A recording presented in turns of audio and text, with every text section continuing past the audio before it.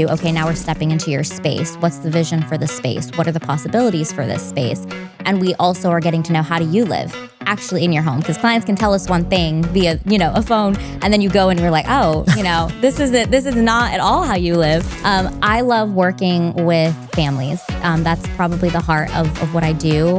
I started my business for my family in kind of more of a futuristic, but the clients that we serve. I mean, I always tell clients, this is one of the reasons why you hire an interior designer, because the decisions you have to make, even if you're doing one room, it can be overwhelming, and we're trying to take the overwhelm out of that.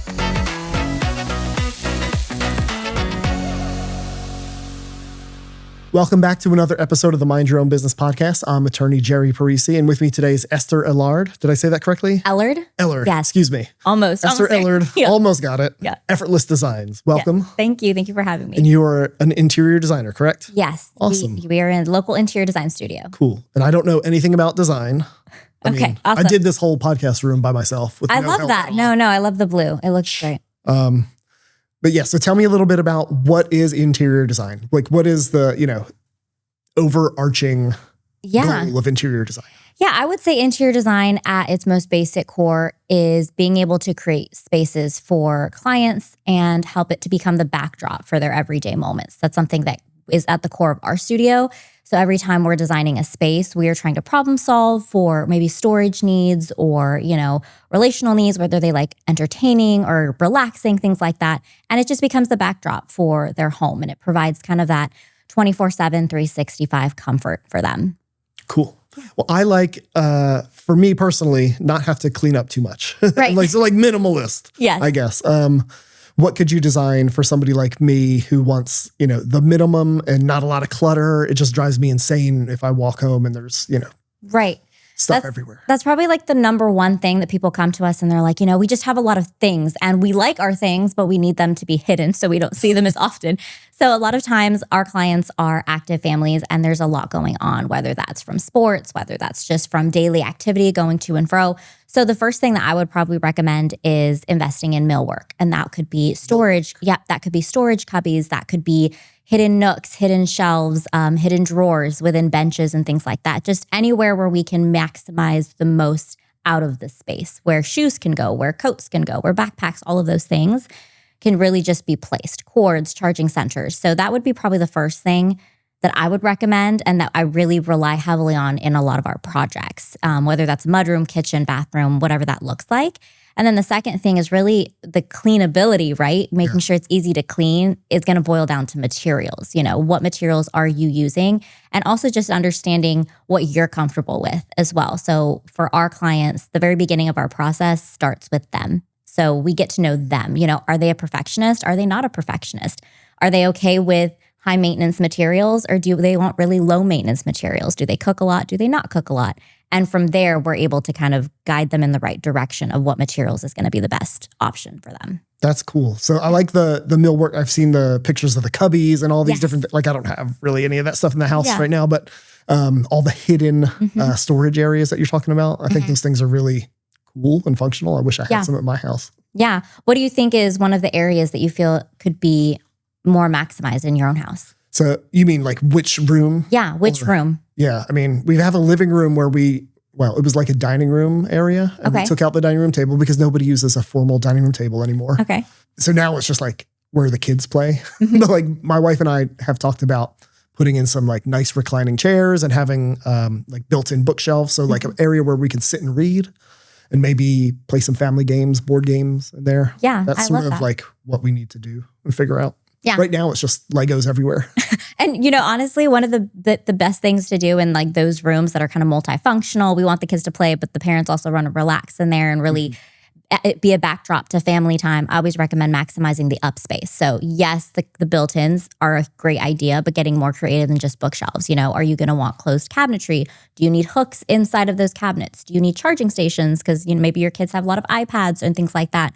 Or is it strictly just for storage, where we are going to put all the Legos and things like that, Legos, family games, all of that stuff can be placed in there. So really thinking through, not just we're going to put built-ins in, right? But what's the purpose of each individual shelf, so that we can maximize it for your needs. as You a family. think of those things before you even get Yes. started. Yeah. And I also even think through like millwork is my number one, but even thinking through the furniture pieces that we select for our clients. Maybe we put a round table in there where you guys can play, games, but there's storage within the dining table, or the table can get converted into different types of games and things like that. So we're thinking through those way in advance when we're talking to our clients and getting to know them. Now that's perfect because as a man, right? Like we just would buy furniture and like whatever, and then you fill it with stuff instead of, thinking through like, how is this going to be used? How to maximize space. So that's awesome that you do that. Tell me when you started your company. Yeah. So we started about 6 years ago. Okay. So we're a little over 6, almost hitting the 6.5 mark. Nice. Yeah. So not brand new. Nope. Not a fly by night. Yes. So a little bit established. Awesome. Yeah. And what was the hardest part about, starting your own company? Yeah. I would say the hardest part is when you go into starting your own business, you almost feel like, okay, now we're ready, and now we're ready, and we're going to serve at the utmost level. And if there's one thing that I've learned just in our industry is that we're constantly learning.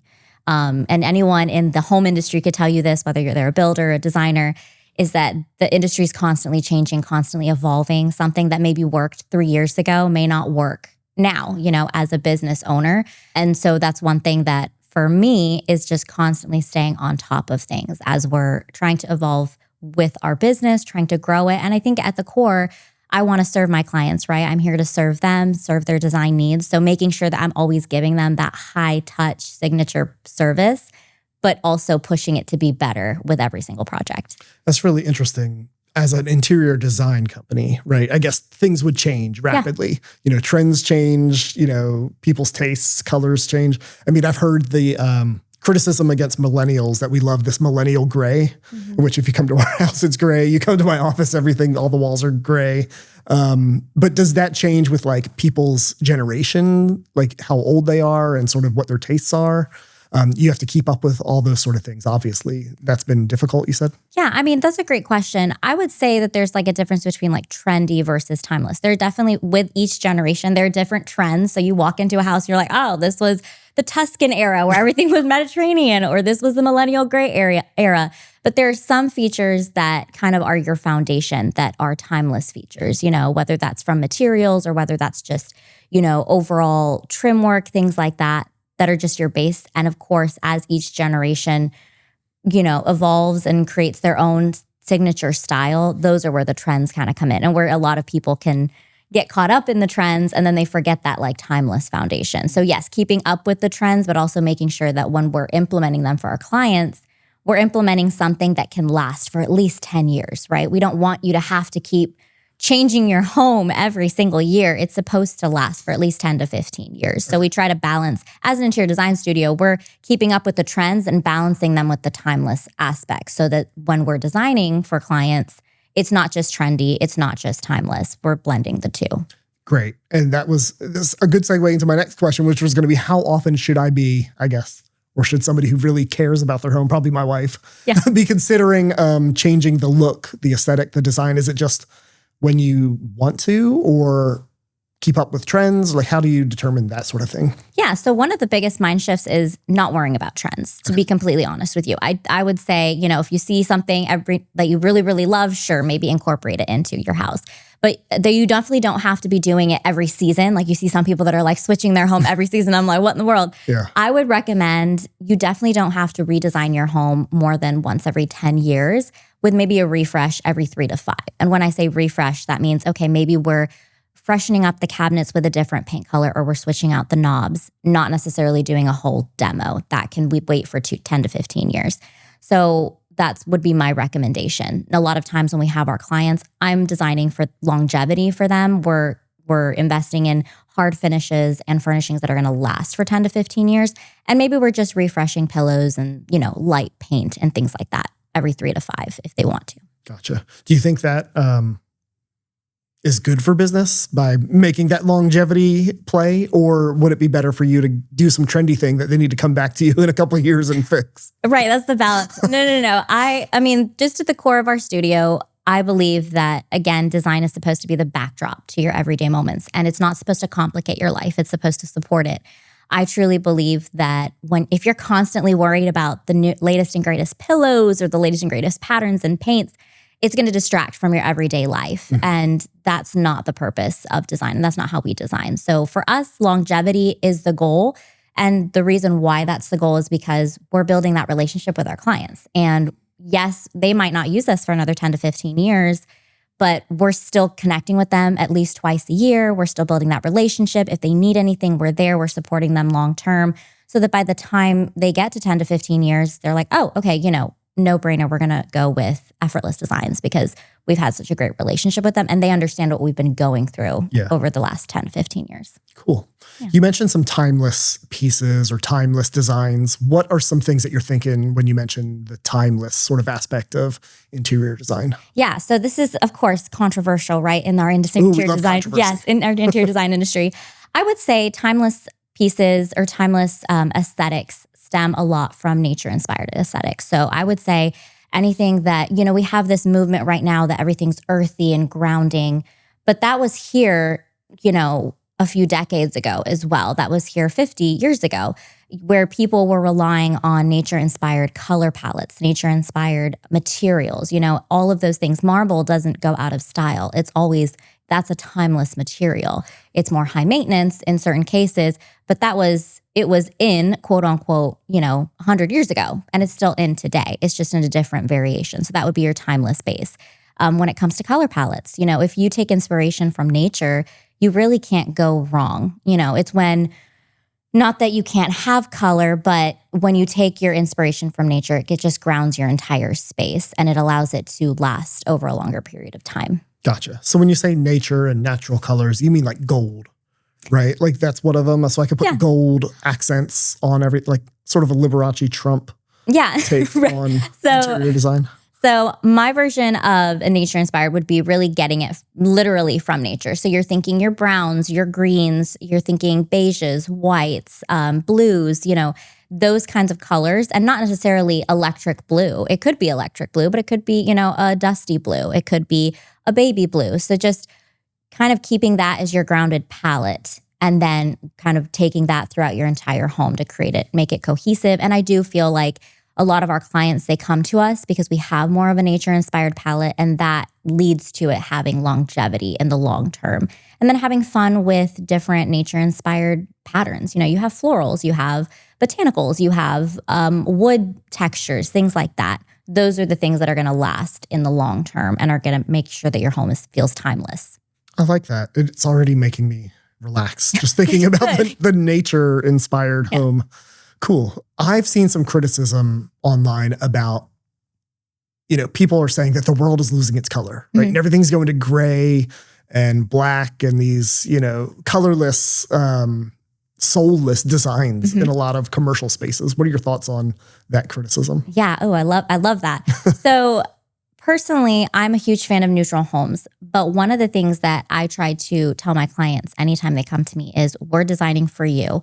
If you are a color person, we can still have a nature-inspired palette that is very colorful and very bright and soulful. But we can also have a nature-inspired palette that's a little bit more, restrained and that's more calming and soothing. It really stems from the person that we're designing for. So yes, I do think that, there's a lot of Scandinavian design styles and Japandi design styles the style is more, light colored. It is a little bit less saturated because there are specific clients that lean that direction because that's what makes them feel calm. That's what makes them feel, safe and relaxed. So those interiors match that client, right? But if we have a client that comes to us and they're like, yes, we want color, but we also want it to feel calm, that might feel a little bit different for that client. For instance, for me personally, if I walk into a space and it's just wallpaper everywhere and pattern, you probably heard of pattern drenching, where it's just everything's covered with a different pattern. For me, that just it could be as neutral as possible in all the nature-inspired patterns, but that would be very overwhelming to me. Just chaotic. It's just chaotic, right? So you have to find that balance between, yes, you can have color, but you don't have to go black and white with everything. You can add pops of color here and there as long as it's done well and you added a variety of textures and things like that. So it sounds like you really cater to the individual and sort of figure out what design is best for that person. How do you make that determination? Is it sort of, do you sit down with them and have an interview? Do you give them like a questionnaire? How do you figure out what will be best and what will serve that client? Yeah, so we have a really in-depth onboarding process before clients even sign with us as their designer. So initially, clients will reach out to us via a discovery call. They'll fill out an initial inquiry form. We'll book a call with them, and it'll be a 45-minute video call where I'll just ask them about their needs, their goals, their style, and what their direction is. And if at that point we feel like it's a good fit for our studio and the client feels like it's a good fit for their needs, then we'll move into an on-site consultation with them. And depending on if they're building their home or furnishing their home, we kind of tailor it to what they need. But basically what that looks like, now we're going more in depth into, okay, now we're stepping into your space. What's the vision for the space? What are the possibilities for this space? And we also are getting to know, how do you live actually in your home? Because clients can tell us one thing via, a phone, and then you go and we're like, oh, this is not at all how you live. So it does give us an opportunity to kind of get to know their personality as well during that on-site consultation. And throughout those initial meetings, they also fill out a questionnaire as well. So before they even sign on, we already have those 3 touch points. We have our inquiry call, we have our questionnaire, and we have the on-site consult.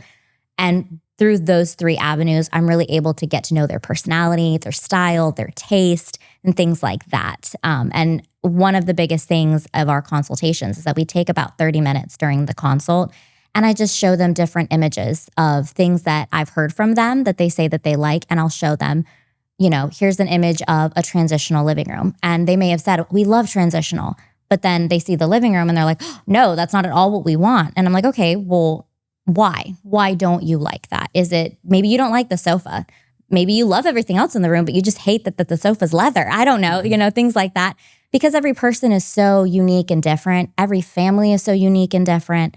We try to delve into that on our onboarding process before they even sign on with us. Because in our industry, just like a builder or an architect, personality fits matter a lot. You're working with us for, sometimes it's as small as 3 months. Sometimes it's 2.5 years. You're working with us for a very long time.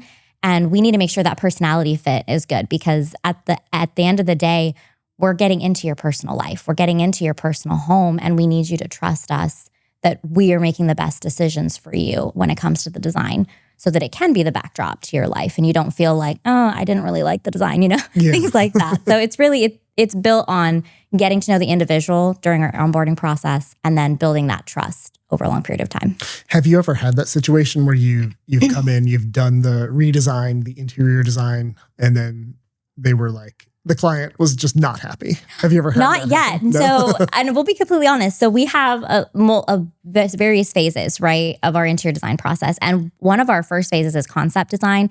So we will delve a little bit deeper into color palettes for each individual room, layouts for each individual room, and then overall concepts for each individual room. So for example, if we were doing a home office and the client was like, we love color drenching, we'll nail down a concept of, we're going to do a statement chandelier with blue color drenching or green color drenching, and kind of show them a few visuals of that. And we're going to do a cowhide rug or whatever. And they can kind of let us know, oh, wow, yes, we like that, or no, that's a little too dark. We'd really like you to pull back a little bit before we even select the specific paint color or the specific rug. And our clients are able to kind of gauge, oh, this is the visual direction. Yes, we love it. No, we don't like it, before we select finishes in our next design phase. So for us personally, we normally get all of that kind of squared away at the beginning of the design process. So by the time we're done, they already know what it's going to look like. We do our full 3D rendering and they're happy with it before we even order or start construction. That's our goal. So it's not like an HGTV show where people leave the house and you come in and totally redecorate and they come back and it's something that they hadn't seen before. They're working with you throughout this process. Yes. And you're getting input from them on what they like and don't like before you ever touch anything. Yes, exactly. And that's something that I'm a very upfront, transparent person, and I like to run our studio that way. So a lot of times what we do is we have our process and they're giving approval along the way.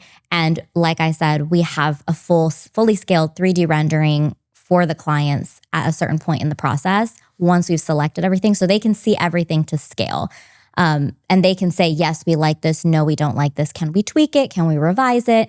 before we're starting construction and before we're even starting to order furnishings. Because the last thing I want is for clients to get in there and be like, oh, like this is not anything that we thought it was going to be. So we like to get, again, I tell clients, there's a hands-on, hands-off approach with design, right? You're trusting us to design based on what you're telling us, but you also need to lend approval, right? We're not just designing to design something just for us. We're designing for our clients at the end of the day. Tell me a little bit about what services you offer. So do you do, I guess, for instance, does it have to be the full home? Could it be a part of the home? Could it be one room?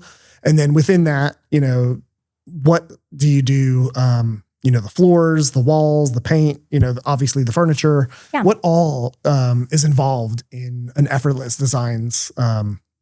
Yeah. All of the above, project. Right?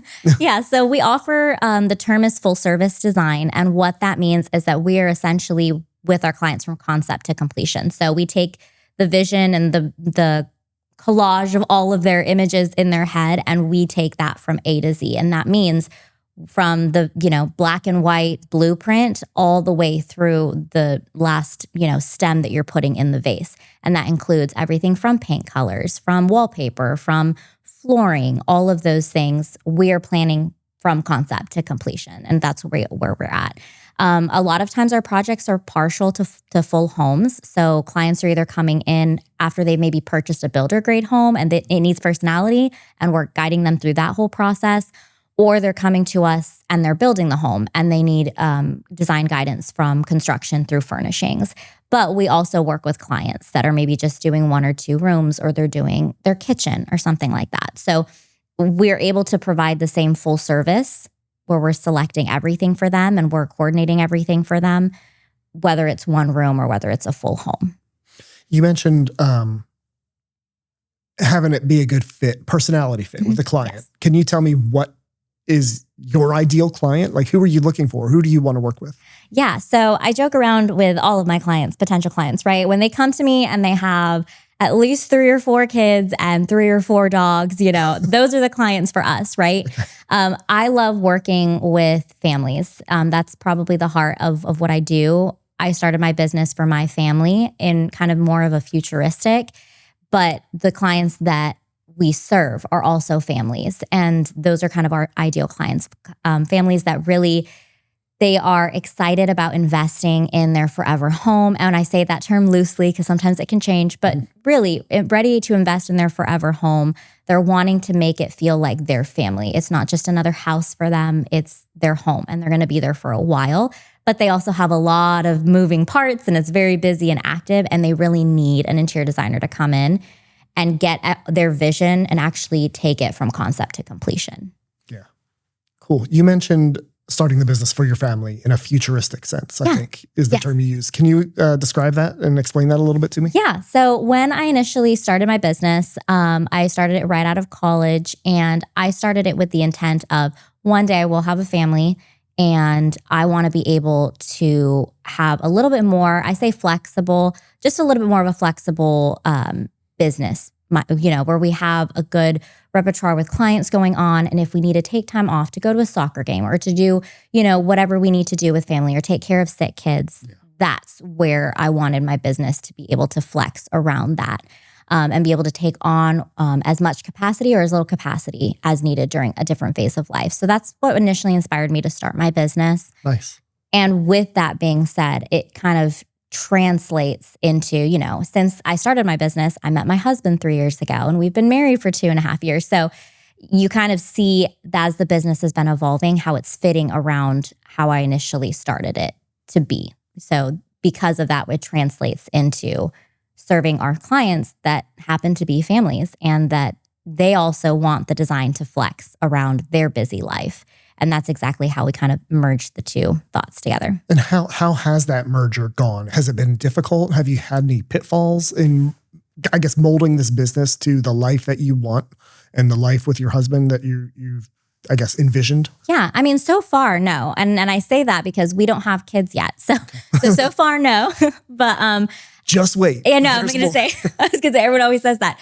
But yeah, so far, no, it's been wonderful. And it's been wonderful to be able to have it adapt to our lives, from just running it 24/7 with just me to, okay, now there are a little bit more boundaries in place because now I do have a husband and we are trying to balance that. And then eventually when we have kids, same thing, But I think a lot of the clients, once they come to us, they respect that and they understand, the boundaries that we put in place, that they're not just for me, they're for them as well. Yeah. I like that you've thought about how you want your business to be in the future when you were getting started, right? Yes. For me, we didn't have kids when I started my law practice. And then it's been a little bit tough sort of designing that and molding that around the family life because there are some things that I can't tell a judge, no, I can't be their judge. Right. Right. So that's awesome that you get to do that with your company. I love that. Yeah. Yeah. And sometimes it's hit or miss, right? There are certain things where you have to just weigh the pros and cons. Like if there's a client need, a pipe burst, whatever it has to be, you just have to be like, okay, what needs to be prioritized right now and what doesn't? And I think that's just for any business owner. As a business owner, you are kind of on always 24/7, right? Yeah. But it's the flexibility of being able to kind of scale back to a certain degree when you do have things come up, but not necessarily, I'm just going to take 5 weeks off, Yeah. That doesn't happen, right? So just things like that. Yeah, nice. You mentioned color drenching a few times. Can you tell me what that means? What is color? I think I might know, but I'm not sure. I might have it totally wrong. No, you're fine. So color drenching is essentially very simply you're drenching the entire room in a paint color. So that's from the ceiling all the way down to the trim. And what that looks like is you could do that in a light color, like a light pink. If you're doing a nursery where you do the same color, but maybe you're doing it at a 75% saturation on the ceiling and it's a flat finish. And then you're doing a satin finish for the walls. And then you're doing a semi-gloss for the trim. Or you can do it all in one finish. So it could all be satin and all of those things. But it's very simply just you're painting the entire room the same color. Yeah. Is that sort of a new, is that a trend or is that something that's been around for a long time? I mean, I feel like yes and no. Again, when you think about just like your basic white, right? It's not necessarily the same Benjamin Moore white that you're painting. But a lot of times in builder homes, you're using a white color to paint the ceiling, you're using a white color to paint the trim, and you're using a white color right, to paint the walls. And of course, different white colors, look different. So it's definitely not the same exact color. So I would say the term has just come about probably recently in the last 5 to 7 years because it has been kind of a trend. But the concept of painting a room the same color goes back to, multiple decades ago. That was in interiors for a long time. Gotcha. And something very important to point out is you said that all whites are not the same, yes. right? Okay. Yeah. Just to make sure all whites are not the same. I mean, there's sometimes I have clients that are like, we have thousands of whites, which one? And it can get very overwhelming, which is, I mean, I always tell clients, this is one of the reasons why you hire an interior designer, because the decisions you have to make, even if you're doing one room, it can be overwhelming. And we're trying to take the overwhelm out of that. I don't know if everyone's probably had this scenario where you're stuck in a situation and you have that third party come in and they just see it from a different angle that you just didn't see it as. And you're like, wow, I would have never gotten to that conclusion. I would have never gotten to that point if this other person hadn't come in. And that's essentially what an interior designer can do for you. You mentioned materials a little bit. How do you pick the right materials? And when I say that, I mean, wood floor, like real wood floors versus engineered hardwoods. What other materials do I need to be thinking about? You mentioned marble or, what kind of countertops are going to last, things like that. How do you determine what materials to use? Yeah, so the determination obviously is going to stem from the client, but as an interior designer, we're also value engineering that a little bit. Value engineering. Yes. So clients come to us and, they see these things on Instagram and Pinterest and they're like, we want that. But a lot of times they don't understand the investment that goes into it. A marble countertop is going to cost more than a quartz countertop, or having a special custom fabrication with the countertop edging is going to cost more than just your basic standard eased edged, right? So a lot of times the determination of those materials are going to be found within the investment range. And that's something that we work with our clients with. Again, we're very transparent at the very beginning. What is your investment range? And I know people get scared about that conversation. They're like, oh, if I tell her that this is my investment range, she's going to spend all of it. No, we need you to be transparent with us because that's going to determine the kind of materials we can invest in. And if I do feel like, for instance, hardwood floors, those are going to be more of an investment than engineered hardwoods, right?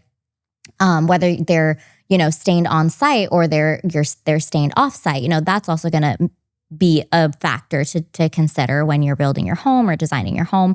And depending on the investment range is where we have to have that conversation with our clients. Like, hey, you wanted hardwood floors, but you also want marble countertops. Your investment doesn't, either we have to find the money, someone has to invest a little bit more, or it just might not happen. So we need to pick or choose. So those are conversations that we're constantly having with our clients throughout the design. And I think when it comes to materials, that is where the budget, the investment is going to take, it's going to kind of dictate that a little bit depending on the client. And of course, the individuality of the client, their preferences, their lifestyle is a huge factor with materials. But their investment is also going to dictate that a little bit because, you always have clients that might come to you and they want all of the high-end things, but their investment range doesn't allow for that. So we just have to have those conversations, or maybe we do invest in one really great high quality piece and everything else is a little bit on the lower end, still good quality, just a little bit on the lower end. So what do people need to think about when they are considering whether they can afford to hire an interior designer? Is that something that, I guess, is it only for rich people? Is it accessible to more middle-class people? And then you mentioned the investments. How do you price your services? I'm not asking you to tell us what your pricing is, but how do you determine, because you mentioned, I guess, a project could take 3 months, it could take 2.5 years. How do you sort of figure out that stuff? Yeah, so the way that we price our projects is that they're custom quoted per project. So what that looks like is if we're working on one room versus a whole home construction project, one of the parts of our onboarding process is we create a custom proposal where once we've gone through the scope of work, we get to know the client personality, things like that. We'll be able to kind of map out based on our past projects and similar projects that we've done. Okay, how much of a time investment is this going to be? Is there customization going to go on that's going to cause this project to go longer? Things like that. We try to take all of that into consideration, and then we give a flat fee proposal to our clients. And then what that looks like is we break that down by our phases so they can kind of see all of that. That's the way that we run our studio, just from a transparency aspect. Instead of it being hourly, which a lot of designers do hourly, that can add up very quickly. And if the project happens to go longer and the interior designer misquotes it, and now maybe they quoted 100 hours, but now they're 150 hours in and the client's just like really stressed, we're able to custom quote it at the beginning. And that's the flat fee proposal. And it is what it is. And you know exactly what you're paying up front. And then that's for design. And then we do a monthly flat rate for clients during construction. And we're like, hey, your builder, architect, whoever it was, said it was going to take 10 months. So we're going to quote you. This is how much each month. But they also have that number so that if it happens to go 12 months, they already know what they're going to have to pay for those other extra 2 months. I like that upfront, transparent, flat fee pricing. Yes. The legal industry historically has been hourly, right? Mm-hmm. You pay an attorney an hourly rate. But more and more it's going towards these flat fees. And I think it's great. And I use it as much as I can in my business for clients so that they know how much they're going to spend. They can budget, they can make a determination if they can afford it or not, rather than, oh yeah, it'll be X amount of dollars per hour. And I have no idea how many hours this case is going to take. Yeah.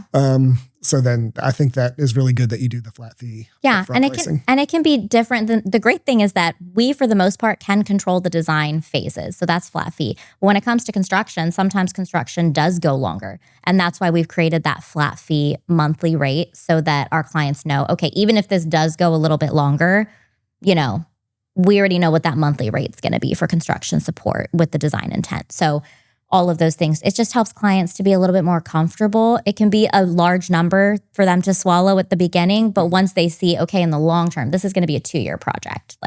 This is why it's this big number, but it's going to be broken up based on your phase. So you're not paying it all up front, but you already know what you're going to be paying over the long term. Gotcha. Yeah. I like that. I appreciate that. Yeah. So you've been to my office before, right? You've been downstairs. Yes. And you just got the glass doors in. What'd you think? I loved it. It was okay. I want to hear some constructive criticism, and you're not going to hurt my previous interior designer's feelings at all. She did an awesome job, but I just want to hear where maybe we could have some areas of improvement, or what you think about sort of the design, because it's an older house. It was built originally in like 1904 or something like that. Yeah. And been updated through the years and renovated. We didn't do any of that, but we did the paint and some of the finishings. But tell me what we could do, I guess, to maximize our beauty of our space. I mean, I'm trying to remember it like layout by layout. But I mean, honestly, one of the biggest things to update any space would be obviously fresh paint. I always recommend maybe staying away from some of the grays, things like that. I know you guys have done a lot of great updates down there, which is great. Things like adding just different textures, stone textures, whether that's with the fireplace. Not that brick isn't great, but I always kind of opt for more of a stone texture as opposed to like brick. Is that for more of a natural feel? Yeah, more of a natural feel. It's a little bit more relaxing. It's not as rigid. And a lot of times right now, especially in the design industry, there is a leaning towards a little bit more curves. There's more curves around coffee tables. You have more curves when it comes to the different silhouettes and chairs and like club chairs and side tables and things like that. So when it comes to those aspects of it, those are just easy things to just, tweak and upgrade. Cool. Yeah. Well, I'll fire my current interior designer and I'll give you a call next week. All right. Tell me a little bit about where you see your business going over the next 5 to 10 years. What do you envision for it and how do you get there? Yeah. My goal with my business is to obviously continue to serve the local community. One of my biggest goals would be to put a proceeds of our profit and give it to a nonprofit organization. I've been looking for something specifically, and maybe anyone listening might know, but I've been looking for a nonprofit organization that builds homes for underprivileged people, whether that's, I would like it to be in the US, but whether that's overseas, that's totally fine. But I'd love to be able to start investing some of our profits into that aspect, a percentage of our profits, so that when clients come to us, they kind of understand that when they're investing in design, they're also investing in other people's futures. So that's something that I'd like to have happen within the next 3 to 5 years. And then overall as a business, the biggest thing is just serving as many families as we can and just providing that high touch signature service. I'm here to serve my clients. I love my clients. You can ask any of them. Once I get hired on as their interior designer, I'm with them forever. I'm always like texting, hey, how are you doing? And really trying to build that relationship with them and maintain those relationships. One of the biggest things that I'm excited about is that now, since we've been in business 6 years, we're seeing clients who maybe they started with us and now they're going on and they're building their home where they were just renovating before. And keeping that longevity is really, really nice to see, because then they come back to us because they're ready to take that next step. Their family's growing, their lives are getting bigger, and we're able to be a part of that journey for them. So again, all of that long answer to say, I really just see my business growing and to really be family focused in the long term over the next 5 years. I like it. I really like the relational aspect of building the business. I try to do that with our business also, like not just, you're my client and then your case is over, have a great life, because this is a small town, small community that we both live in. So I see my clients at the grocery store, and at the park, and all over. You may do that too. Yes. So building those relationships, I think, is really important for the growth of your company and your business. Yeah. Along those lines, how do you get the word out and how do you market your company? Yeah. So we honestly, up until, this point, we have worked with a lot of referrals.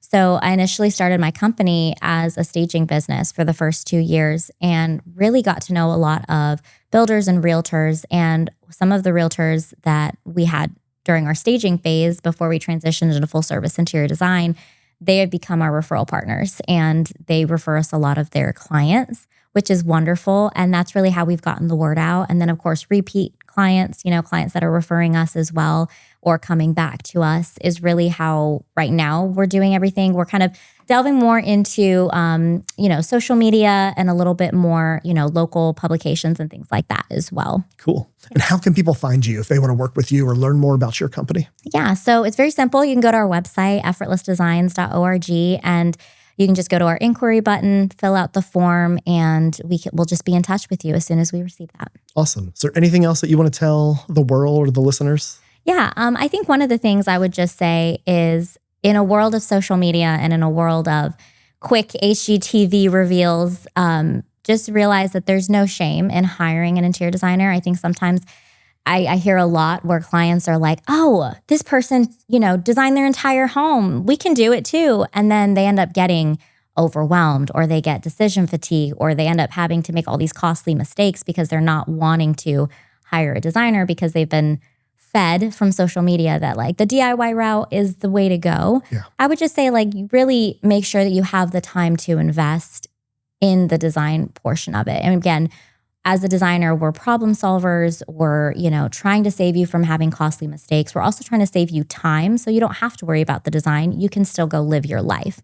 We want design to support your life through the process. We don't want it to complicate it. So I would just say for those of you that are on the fence and thinking, oh, I'm going to just do it all myself, and you're facing, a huge redesign. There's no shame in hiring an interior designer and admitting that there are experts in each field for a reason. And in the long run, they are going to save you that time and money. Yeah. Great advice. Don't do your own heart surgery. Yeah. Don't do your own legal case, and don't do your own interior design. Yes. Unless you're trained in it. Yeah. Just kidding. Esther Ellard, Effortless Designs. Anything else that you want to give? Awesome. Thank you very much for being on the podcast. I loved it. I love the design, and maybe when we find my forever house, you can help. Sounds perfect. I appreciate it. Thank you. Thank you.